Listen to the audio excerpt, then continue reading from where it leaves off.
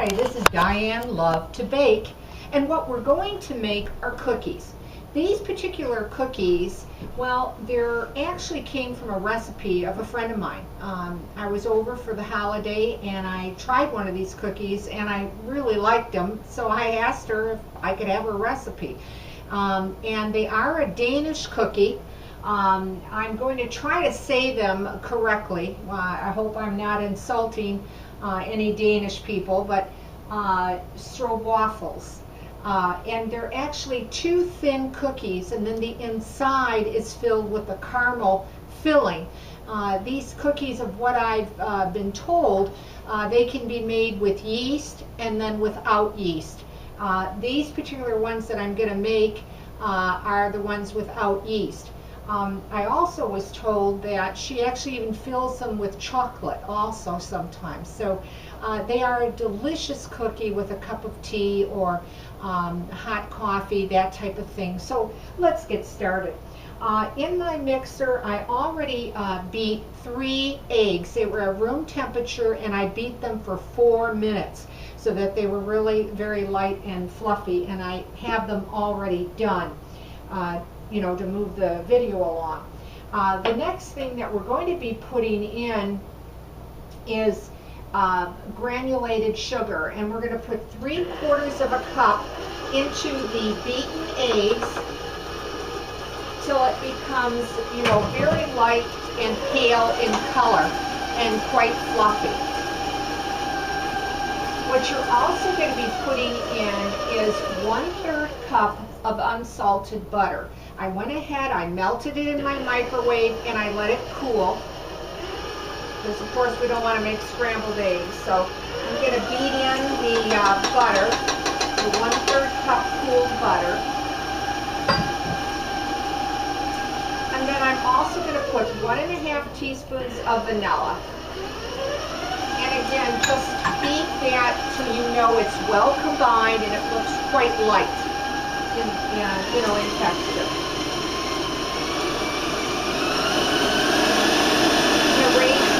A little bit, so I want to warn you about the sound.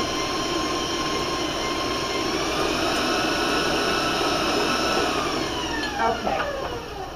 Next, let's get the dry ingredients ready.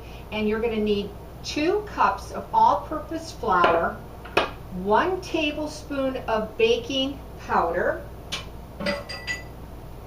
2 teaspoons of cinnamon, and a pinch of salt. And then I'm just going to take a spoon and then just stir it together. And then we're slowly going to put them, this dry, into our wet mixture here, just a little at a time, till it all comes together. And we want to beat it on slow so that, you know, flour doesn't go all over the kitchen here. I'm going to raise my speed a little bit.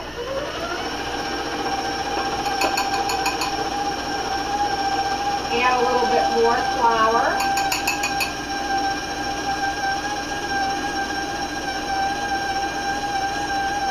And then get the rest in there.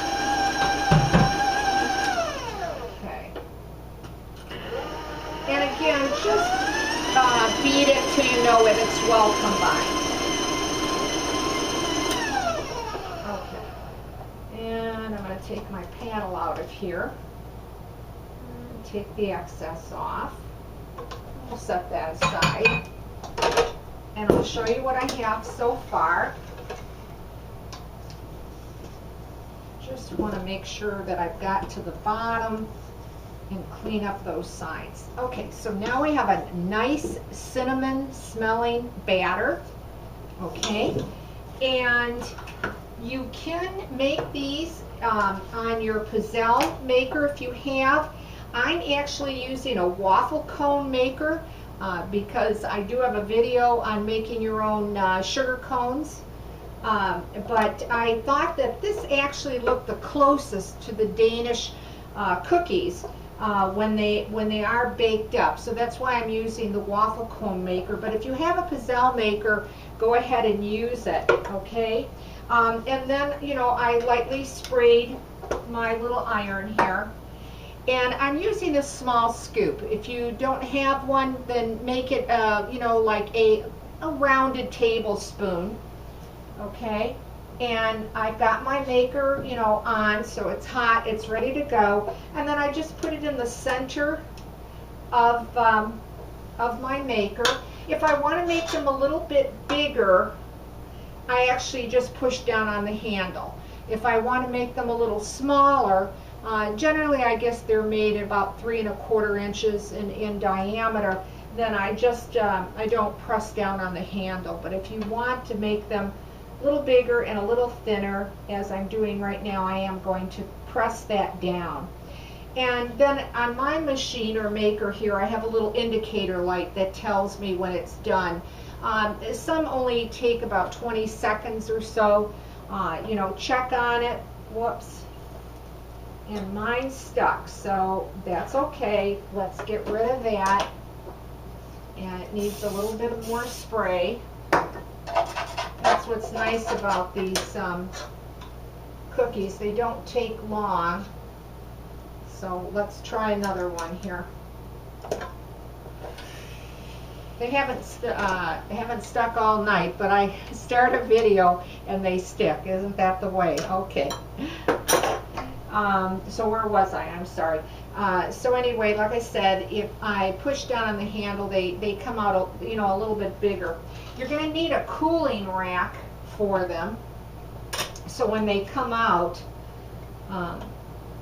you can put them on the cooling rack. Okay, and here we go. One came out quite nice, nice golden brown. And then just put that on your cooling rack. All right, we'll do one more here. Now I generally get, I'm trying to think, yes, about 20 cookies, because we're going to actually put them together. So I got 20 together. All right, I'm going to put this aside for the moment. Okay, and we'll just wait for this one to come up. Okay, this one just needs a couple more seconds.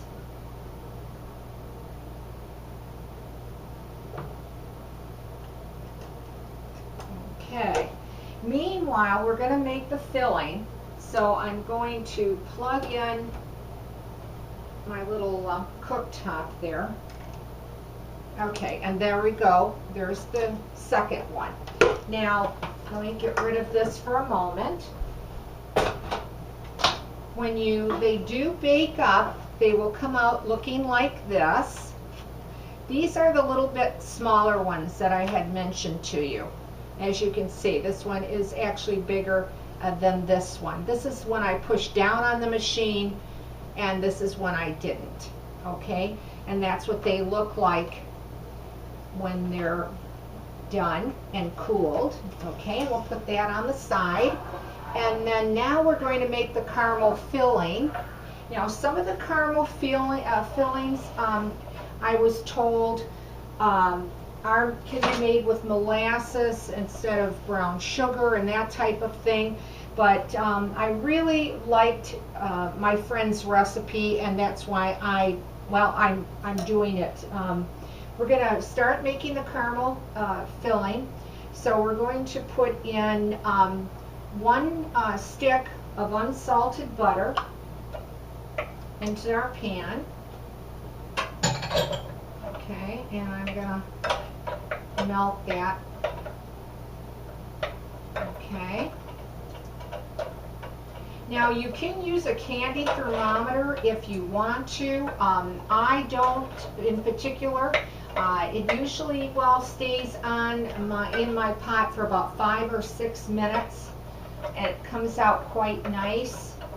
But you could go ahead and use your candy thermometer to the softball stage.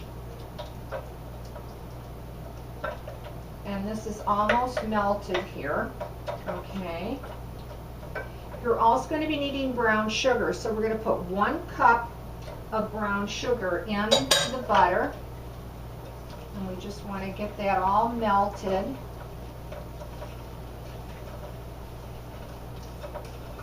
I'm just combining it with my spoon as it's all melting and getting hot.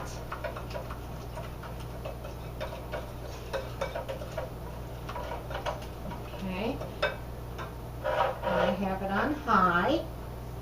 You're also going to be needing cinnamon, so put 1 teaspoon of cinnamon. That's what smells so nice about these cookies. When they're baking in your little iron, you can smell that cinnamon. Oh, these cookies are so delicious. Okay, it's coming along pretty well here. Okay. Then also you're going to be needing 5 tablespoons of corn syrup. Now if you don't want to use corn syrup or you don't like corn syrup, you can go ahead and use a pancake syrup if you want. 5 tablespoons. Okay, and we'll mix this together. And then the last thing we're going to put in is a tablespoon of vanilla. Okay, and then you basically stay with this till it starts to boil. I try to keep it more of a, you know, a very, like a simmering boil. So it's not a, you know, too high where it will burn really fast. And like I said, it generally will take, you know, that 5 or 6 minutes, that type of thing. And just keep stirring it, that type of thing. Okay? Then when it's done, you'll actually take about, depending how much you want to put on, maybe a tablespoon or a little more, in the center of your cookie. You can put it on the other side and then put them together, or I tend to put it in the center and then put the top on and then just sort of turn the little cookies together so that the caramel is on the inside. Now if you don't want to put the caramel in, go ahead and you can melt chocolate and put chocolate between them too, and they really are delicious. Or I've actually seen where they have taken the one cookie and then actually put the chocolate on half of them. You know, either way, however you do them, whatever type of filling you put in these cookies, they come out just delicious. Okay. All right, that's still coming up yet, but I want to go back to the ones that have been made.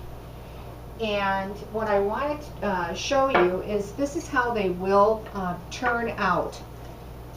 This is the one that I told you that is bigger. I have the caramel fillings on the inside. Here's a little bit of a smaller cookie.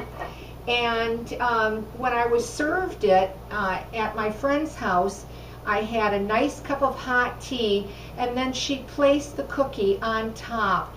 And the heat from the tea, or your coffee, I guess, you know, sort of, well, softens and warms that caramel on the inside. And they're just, well, they're delicious. They really are. And that's why I wanted to make the video. I was just so impressed with these cookies. I really was. And, well, there you have it. Again, it's a, oh, here we go. It is boiling here, but it's still not ready. I'm you know, sorry about that, to show you that it's a consistency of caramel. And then when it's not quite hot, when it's warm, that's when you want to fill your cookies. Well, there you have it. You've got a great tasting little cookie that you can make with caramel filling or chocolate, whatever you prefer, and Stroopwafels cookies.